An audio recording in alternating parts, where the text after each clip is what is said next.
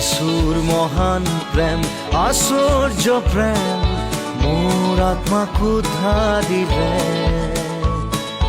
মই এজন পাপী বেয়া মানুহ, শেষত যিশুৱে মোক ল'লে। কালবাৰীৰ ক্ৰুচৰ তেজেৰে ধুলে মোৰ ক'লা পাপৰ চেকা। নতুন জীৱন মই যিশুত পালো, অনন্ত জীৱনৰ ভাগী হলো।